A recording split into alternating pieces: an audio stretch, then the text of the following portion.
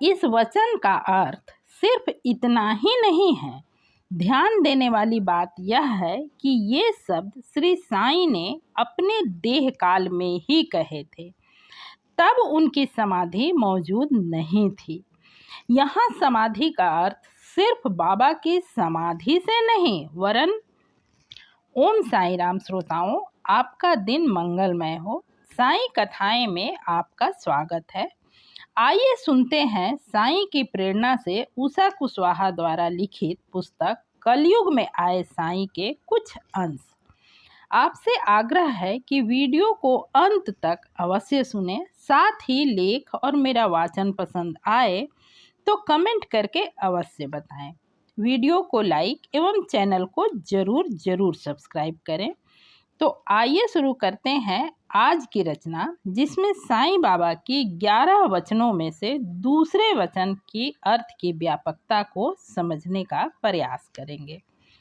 श्रोताओं, एक वीडियो में वचन के अर्थ पर चर्चा तो मैं एक ही वचन की करूंगी, पर हर बार बाबा के 11 वचन को एक बार सुनेंगे अवश्य। इसके 2 फायदे हैं। एक तो इन्हें एक साथ सुनकर ही आप समझ पाएंगे कि आज के वचन का नंबर कौन सा है, और दूसरा यह कि एक तो बाबा के ये वचन एक साथ सुनने में अति कर्णप्रिय लगते हैं, साथ ही मन में साहस और विश्वास का संचार भी करते हैं। तो आइए शुरू करते हैं बाबा के 11 वचन। जो शिरडी में आएगा आपद दूर भगाएगा, चढ़े समाधि की सीढ़ी पर, पैर तले दुख की पीढ़ी पर। त्याग शरीर चला जाऊंगा, भक्त हेतु दौड़ा आऊंगा। मन में रखना दृढ़ विश्वास, करे समाधि पूरी आस। मुझे सदा जीवित ही जानो, अनुभव करो सत्य पहचानो। मेरी शरण आ खाली जाए, हो तो कोई मुझे बताए।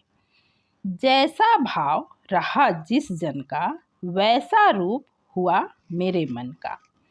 भार तुम्हारा मुझ पर होगा, वचन न मेरा झूठा होगा।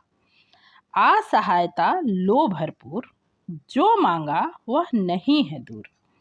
मुझ में लीन वचन मन काया, उसका ऋण न कभी चुकाया।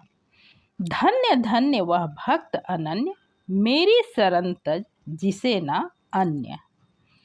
अब निम्नलिखित शब्दों में से मन को एकाग्र कर सुनिए आज के वचन, यानी दूसरे वचन को, जो निम्नलिखित। इत उतना डोल मनवा, साईं साईं बोल। वचन है, चढ़े समाधि की सीढ़ी पर, पैर तले दुख की पीढ़ी पर। दूसरे नंबर का वचन है ये। सर्वज्ञ साईं ने समय समय पर इन 11 वचनों को कहा तो प्रसंगानुसार अपने भक्तों के समक्ष ही है, पर इन वचनों में निहित अर्थ का महत्व उनके समाधिस्थ होने के बाद और भी बढ़ जाता है। वैसे तो साईं की ऐसी महिमा है कि उनके इस वचन का शाब्दिक अर्थ समझकर भी कोई भक्त शिरडी में मौजूद श्री साईं समाधि का दर्शन करता है तो उसकी भौतिक इच्छा उसके कर्मों के अनुसार पूरी हो ही जाती है। इस संसार में कर्म प्रधान है, ना तो बिना कर्म किए अच्छा या बुरा कुछ प्राप्त होता है, और ना ही इंसान बिना कर्म किए रह ही सकता है। जब वह कुछ नहीं कर रहा होता तब भी उसके द्वारा कुछ नहीं करने का कर्म हो ही रहा होता है। तो श्री साईं की समाधि तक पहुंचना भी एक कर्म ही है, और इस कर्म की सफलता भी पिछले कर्म के अनुसार ही होती है। कई बार तो भक्त चाह कर भी पहुंच नहीं पाते, पहुंच गए तो दर्शन नहीं हो पाता, दर्शन हुए तो स्पर्श नहीं हो पाता। जैसे कर्म वैसे कर्म फल। इस वचन का अर्थ सिर्फ इतना ही नहीं है। ध्यान देने वाली बात यह है कि ये शब्द श्री साईं ने अपने देह काल में ही कहे थे।